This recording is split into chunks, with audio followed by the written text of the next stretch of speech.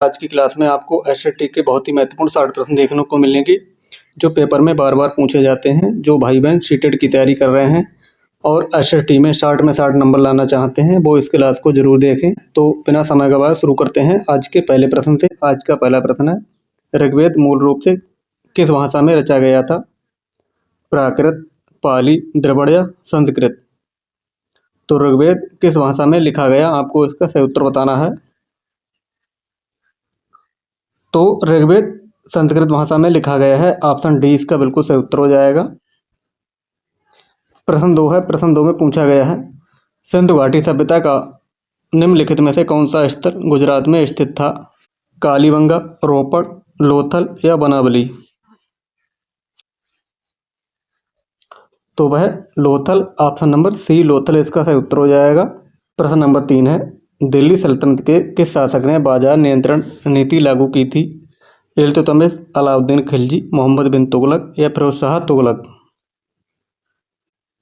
तो मोहम्मद बिन तुगलक ने बाजार नियंत्रण नीति लागू की थी। ऑप्शन सी इसका सही उत्तर हो जाएगा। प्रश्न 4 में पूछा गया है, मध्याह्न भोजन योजना मिड डे मील स्कीम सर्वप्रथम भारत के किस राज्य में लागू की गई थी?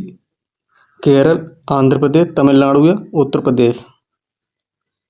प्रश्न 4 का आपको सही उत्तर बताना है। तो वह तमिलनाडु में की गई थी। ऑप्शन नंबर सी इसका सही उत्तर हो जाएगा, तमिलनाडु। प्रश्न 5 है, गुप्त काल को भारत का स्वर्ण युग क्यों कहा जाता है? ऑप्शन ए, कला, साहित्य और विज्ञान के क्षेत्र में अभूतपूर्व विकास के कारण। ऑप्शन बी, सबसे बड़े विदेशी साम्राज्य के कारण। ऑप्शन सी, सोने की खादानों की खोज के कारण। ऑप्शन डी, सिक्कों में मिलावट न होने का कारण। तो आपको इसका सही उत्तर बताना है, क्या हो जाएगा इसका सही उत्तर। तो गुप्त काल को भारत का स्वर्ण युग क्यों कहा जाता है? क्योंकि कला, साहित्य और विज्ञान के क्षेत्र में अभूतपूर्व विकास के कारण। ऑप्शन नंबर ए इसका बिल्कुल सही उत्तर हो जाएगा। प्रश्न 6 है। प्रश्न 6 में पूछा गया है, अकबर की सुलह-ए-कुल की नीति का क्या अर्थ था? प्रश्न नंबर 6 का आपको सही उत्तर बताना है। केवल युद्ध नीति।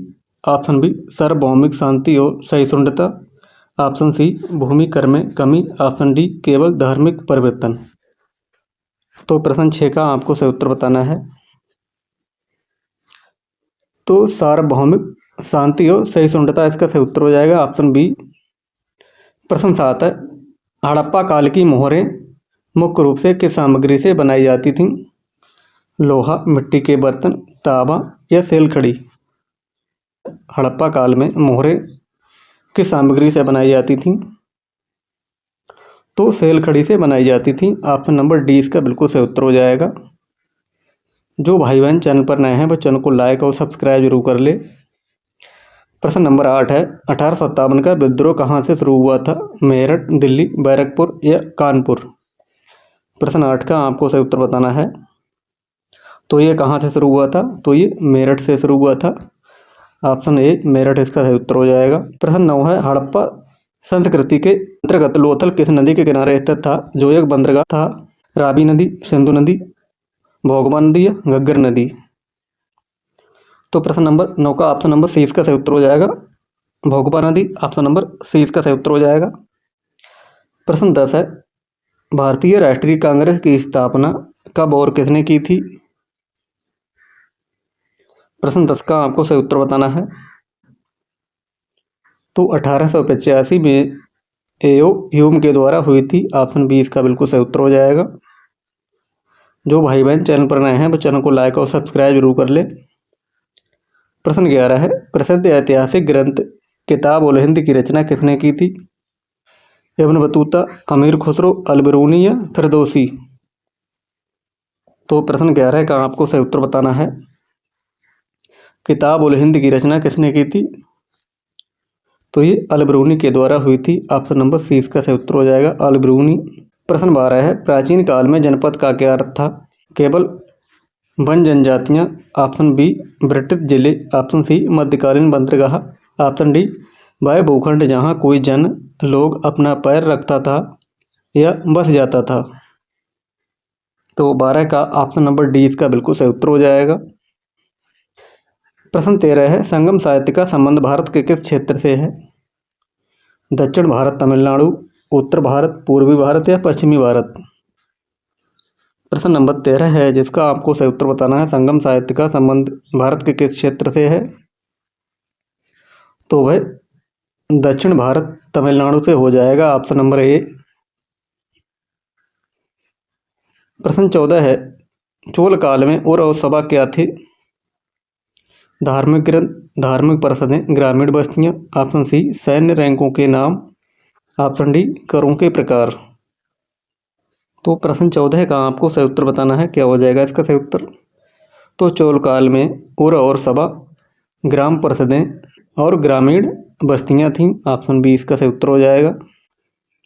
प्रश्न नंबर 15 है प्लासी का युद्ध 1757 में किनके बीच में लड़ा गया था? आपको इसका सही उत्तर बताना है। प्रश्न 15, तो ये सिराजुद्दौला और रॉबर्ट क्लाइव के नेतृत्व में ब्रिटिश ईस्ट इंडिया कंपनी के बीच में लड़ा गया था, ऑप्शन 20 का बिल्कुल सही उत्तर हो जाएगा। प्रश्न 16 है, प्रश्न 16 में पूछा गया है निम्नलिखित में से कौन सा प्राथमिक स्रोत का उदाहरण है? प्रश्न नंबर 16 का आपको सही उत्तर बताना है। प्राथमिक स्रोत का उदाहरण कौन सा है? तो किसी व्यक्ति द्वारा 1942 में लिखी गई डायरी। तो इन ऑप्शनों में से ऑप्शन डी सही उत्तर हो जाएगा इसका। प्रश्न 17 है रैयतवाड़ी व्यवस्था मुख्य रूप से भारत के किस भाग में लागू की गई थी?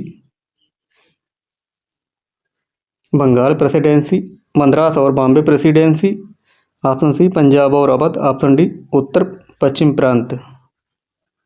तो प्रश्न 17 का आपको सही उत्तर बताना है। तो ये मद्रास और बॉम्बे प्रेसिडेंसी में लागू की गई थी, ऑप्शन 20 का सही उत्तर हो जाएगा। प्रश्न 18 है भक्ति आंदोलन के संतों ने मुख्य रूप से किस पर बल दिया था?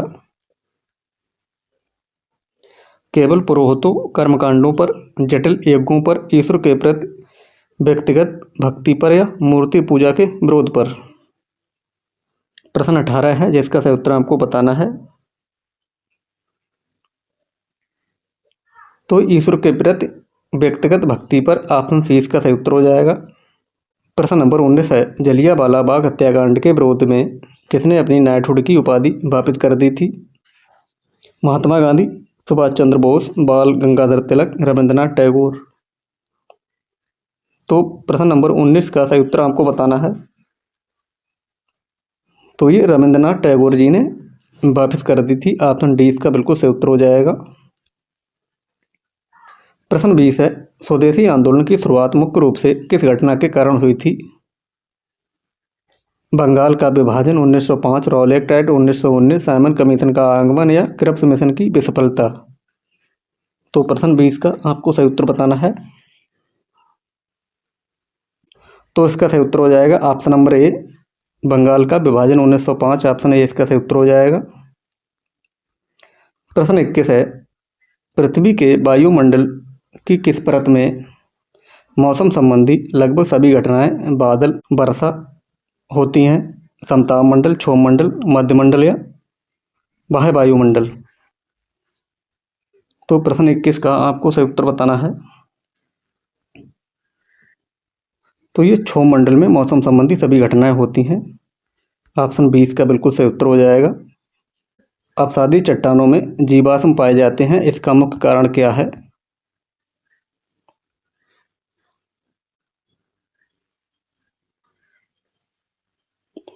तो वे परतों में जमा होने वाले अवसादों से बनती हैं, ऑप्शन नंबर सी इसका सही उत्तर हो जाएगा। प्रश्न नंबर 24 है वनस्पतियों और जीवों के अवशेष जो चट्टानों की परतों में दबे रहते हैं उन्हें क्या कहते हैं? जीवाश्म, खनिज, अयस्क या शैल? तो उन्हें जीवाश्म कहते हैं, ऑप्शन नंबर ए इसका सही उत्तर हो जाएगा, जीवाश्म। प्रश्न 25 है दो देशांतर रेखाओं के बीच की दूरी कहाँ पर सर्वाधिक होती है? ध्रुवों पर, कर्क रेखा पर, भूमध्य रेखा पर या मकर रेखा पर? प्रश्न 25 का आपको सही उत्तर बताना है। तो ये भूमध्य रेखा पर, ऑप्शन नंबर सी इसका सही उत्तर हो जाएगा, भूमध्य रेखा। निम्नलिखित में से कौन सी ठंडी महासागरीय धारा है? गल्फ स्ट्रीम, लेब्राडोर धारा, क्यूरेसियो धारा या फिर ब्राज़ील धारा। तो ठंडी महासागरीय धारा पूछी गई है, कौन सी हो जाएगी? तो ये लेब्राडोर हो जाएगी, ऑप्शन नंबर 20 का सही उत्तर हो जाएगा, लेब्राडोर धारा। प्रश्न नंबर 27 है, पेरी घास के मैदान कहाँ पाए जाते हैं? दक्षिण अफ्रीका, उत्तरी अमेरिका, ऑस्ट्रेलिया या मध्य एशिया। प्रश्न नंबर 27 का आपको सही उत्तर बताना है। तो ये उत्तरी अमेरिका में पाए जाते हैं, ऑप्शन नंबर 20 का सही उत्तर हो जाएगा, उत्तरी अमेरिका। प्रश्न 28 है, पृथ्वी की सबसे पतली परत कौन सी है? मेंटल, कोर, सीमा या क्रस्ट। प्रश्न 28 का आपको सही उत्तर बताना है। तो सबसे पतली परत पूछी गई है, तो ये क्रस्ट हो जाएगी, भूपृष्ठी। ऑप्शन नंबर डी इसका सही उत्तर हो जाएगा।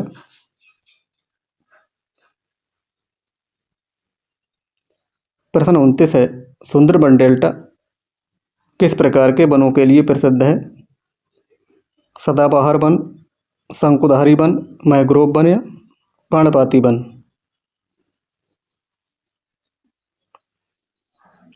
तो मैंग्रोव वन इसका सही उत्तर हो जाएगा, ऑप्शन नंबर सी मैंग्रोव वन। रियो डी जेनेरियो में 1992 में हुआ पृथ्वी सम्मेलन मुख्य रूप से किससे संबंधित था? प्रश्न नंबर 30 का आपको सही उत्तर बताना है, किससे संबंधित था?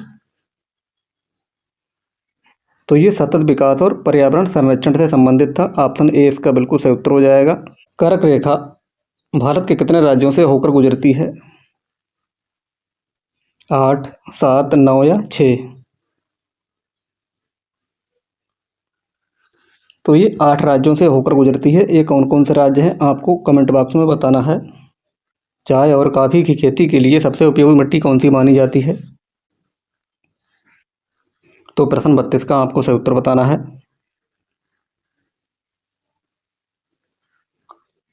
तो ये लेटराइट मिट्टी इसका सही उत्तर हो जाएगा, ऑप्शन नंबर डी लेटराइट मिट्टी। प्रश्न नंबर 33 है, सौर मंडल का सबसे गर्म ग्रह कौन सा है? बुध, शुक्र, मंगल या बृहस्पति। तो सबसे गर्म ग्रह कौन सा हो जाएगा? तो ये शुक्र ग्रह सबसे गर्म हो जाएगा, ऑप्शन नंबर 20 का सही उत्तर हो जाएगा, शुक्र ग्रह। प्रश्न 34 है, पृथ्वी अपने अक्ष पर किस दिशा में घूमती है? पश्चिम से पूर्व, पूर्व से पश्चिम, उत्तर से दक्षिण, दक्षिण से उत्तर। तो ये पश्चिम से पूर्व घूमती है, ऑप्शन ए इसका बिल्कुल सही उत्तर हो जाएगा। प्रश्न 35 है, लद्दाख को किस नाम से जाना जाता है?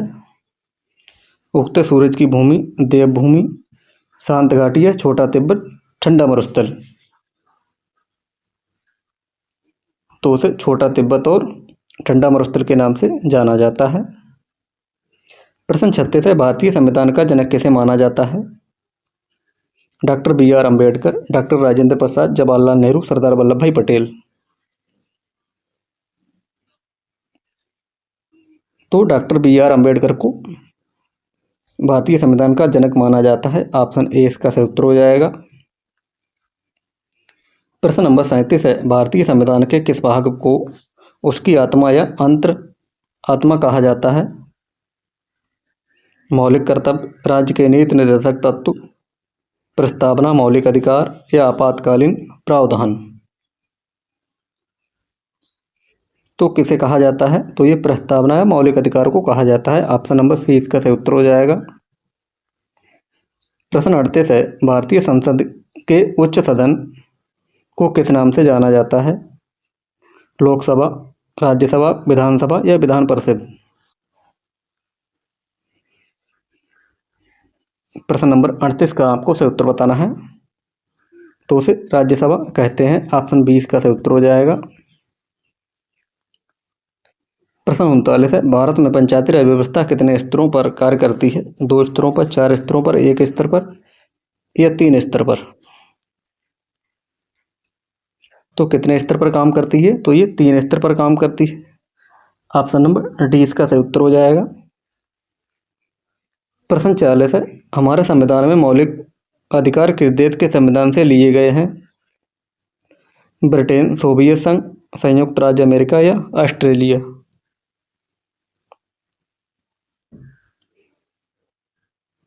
तो संयुक्त राज्य अमेरिका इसका सही उत्तर हो जाएगा, ऑप्शन सी।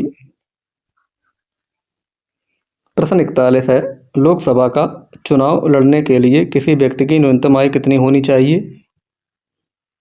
18 वर्ष, 25 वर्ष, 30 वर्ष या 35 वर्ष? प्रश्न 41 का आपको सही उत्तर बताना है। तो 25 वर्ष होना चाहिए, ऑप्शन नंबर 20 का सही उत्तर हो जाएगा, 25 वर्ष। प्रश्न नंबर 42 है, भारत के मुख्य न्यायाधीश की नियुक्ति कौन करता है? प्रधानमंत्री, राष्ट्रपति, संसद या विधि मंत्री? प्रश्न 42 का आपको सही उत्तर बताना है। तो ये राष्ट्रपति इसका सही उत्तर हो जाएगा, ऑप्शन बी। प्रश्न 43 है, गुट निरपेक्ष आंदोलन के संस्थापकों में से भारत के कौन से नेता शामिल थे? प्रश्न 43 का आपको सही उत्तर बताना है। तो जवाहरलाल नेहरू इसका सही उत्तर हो जाएगा, ऑप्शन डी। प्रश्न 44, संविधान के किस अनुच्छेद के तहत अस्पृश्यता को प्रतिबंधित किया गया है? अनुच्छेद 14, अनुच्छेद 17, अनुच्छेद 21, अनुच्छेद 32? प्रश्न 44 का आपको सही उत्तर बताना है। तो अनुच्छेद 17 इसका सही उत्तर हो जाएगा, ऑप्शन नंबर बी।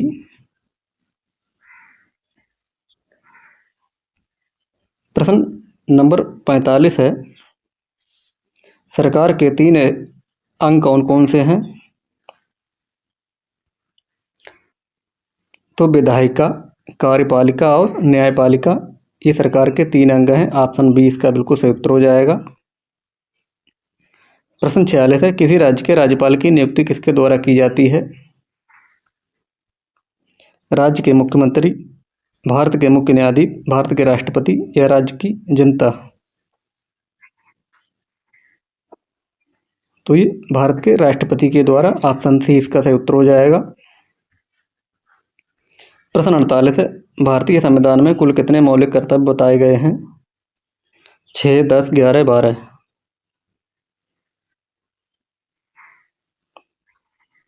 तो कुल 11 बताए गए हैं, ऑप्शन नंबर सी इसका सही उत्तर हो जाएगा। ऑप्शन नंबर सी इसका बिल्कुल सही उत्तर हो जाएगा। प्रश्न 48 है, सार्वभौमिक वयस्क मताधिकार का क्या अर्थ है? तो इसका अर्थ हो जाएगा देश के सभी वयस्क नागरिकों को बिना किसी भेदभाव के वोट देने का अधिकार, ऑप्शन ए इसका सही उत्तर हो जाएगा। प्रश्न 49 है, संसद के 2 सत्रों के बीच अधिकतम कितना अंतराल हो सकता है? 3 महीने, 6 महीने, 9 महीने, 1 वर्ष? तो अधिकतम 6 महीने का हो सकता है, ऑप्शन नंबर 20 का सही उत्तर हो जाएगा। प्रश्न 50 है, राज्य के सदस्यों का कार्यकाल, राज्यसभा के सदस्यों का कार्यकाल कितने वर्ष का होता है?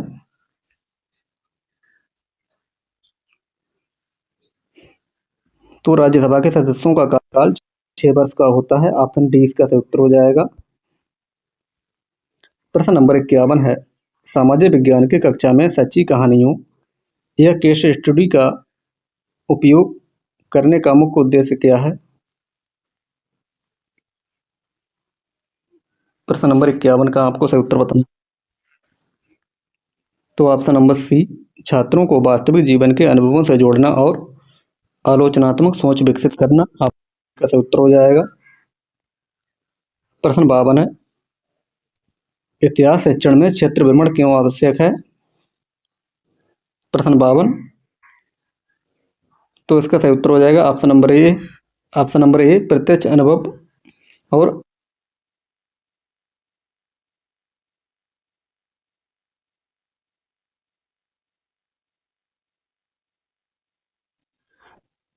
लेखन का आपको सही उत्तर बताना है। तो यह अमूर्त अवधारणाओं को समझने में मदद करता है, ऑप्शन नंबर 20 का बिल्कुल सही उत्तर हो जाएगा। प्रश्न नंबर 54 है, INCF 2005 के अनुसार सामाजिक विज्ञान शिक्षण का मुख्य उद्देश्य क्या होना चाहिए? प्रश्न नंबर 54 का आपको सही उत्तर बताना है। तो एक ऐसे नागरिक का निर्माण करना जो सामाजिक राजनीतिक व्यक्तियों के प्रति आलोचनात्मक रूप से जागरूक हो। ऑप्शन बी इसका सही उत्तर हो जाएगा। प्रश्न 55 है, यदि कोई छात्र कक्षा में रूढ़ जैसे लड़कियां गणित में कमजोर होती हैं प्रदर्शित करता है तो एक शिक्षक के रूप में आपको क्या करना चाहिए? प्रश्न 55 का आपको सही उत्तर देना है। तो विभिन्न क्षेत्रों में महिलाओं की उपलब्धियों के वास्तविक उदाहरण देकर चर्चा करनी चाहिए। प्रश्न 56 है, सामाजिक विज्ञान में सतत और व्यापक मूल्यांकन का मुख्य उद्देश्य क्या है? छात्रों को रैंक देना और उनकी तुलना करना। ऑप्शन नंबर बी, शिक्षण अधिगम प्रक्रिया के दौरान छात्रों की समझ और प्रगति का लगातार आकलन करना। ऑप्शन नंबर बी इसका सही उत्तर हो जाएगा। सी डी गलत हो जाएंगे। प्रश्न नंबर 57 है, मानचित्र पढ़ना सिखाने के लिए छात्रों में किस कौशल का होना सबसे आवश्यक है? तो स्थानों, दूरियों और दिशाओं के सापेक्ष स्थिति को समझने की क्षमता। ऑप्शन ए इसका सही उत्तर हो जाएगा। प्रश्न 58 है, सामाजिक विज्ञान के कक्षा में परियोजना कार्य प्रोजेक्ट वर्क देने का सबसे बड़ा लाभ क्या है? प्रश्न 58 का आपको सही उत्तर बताना है। तो ऑप्शन डी, यह करके सीखने और सहयोगात्मक कौशल को बढ़ावा देता है। ऑप्शन डी इसका सही उत्तर हो जाएगा। प्रश्न 59 है, लोकतांत्रिक सिद्धांतों को सिखाने के लिए निम्नलिखित में से कौन सी शिक्षण पद्धति सबसे उपयुक्त है?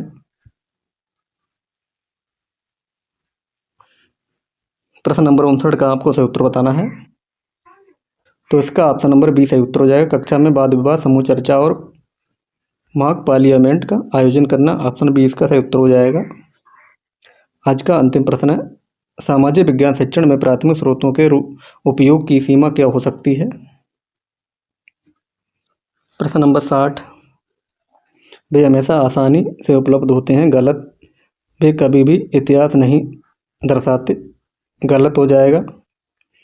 ऑप्शन नंबर सी इसका सही उत्तर हो जाएगा। वे पक्षपातपूर्ण, एक तरफा दृष्टि से लिखे हो सकते हैं जिसके लिए उनकी आलोचनात्मक जांच होनी चाहिए। ऑप्शन सी इसका सही उत्तर हो जाएगा। तो इसके महत्वपूर्ण 60 प्रश्न, इन 60 प्रश्नों में से आपने कितने प्रश्न सही किए हैं इसका उत्तर आप कमेंट बॉक्स में जरूर बताएं। आज के लिए इतना ही, मिलते हैं कल, तब तक के लिए धन्यवाद।